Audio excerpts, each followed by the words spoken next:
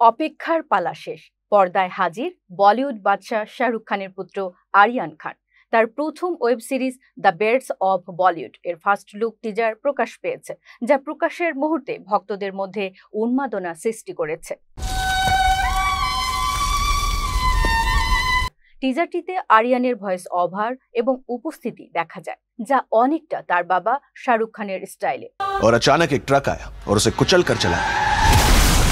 শুরু হয় শাহরুখের মোহাব্বতে সিনেমার আইকনিক ভায়োলিন সুর দিয়ে।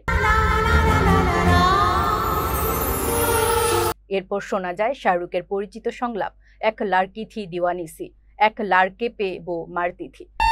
एक लड़की थी दीवानी सी,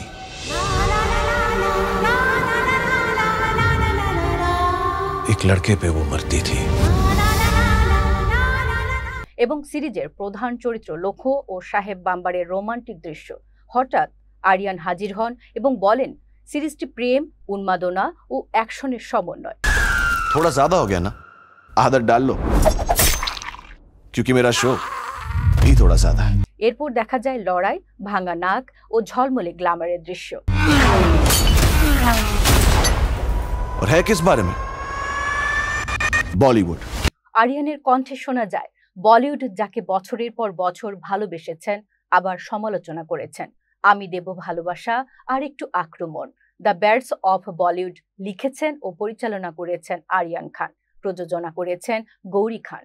এতে লক্ষ্য ও সাহেব বাম্বার ছাড়াও অভিনয় করেছেন ববি দেওল, মনোজ পাহওয়া, মনীষ চৌধুরী এবং আরও অনেকে। সালমান খান, করণ জোহর ও রণবীর কাপুর বিশেষ উপস্থিতি দিচ্ছেন। শাহরুখ খানকেও দেখা যাবে বিশেষ চরিত্রে।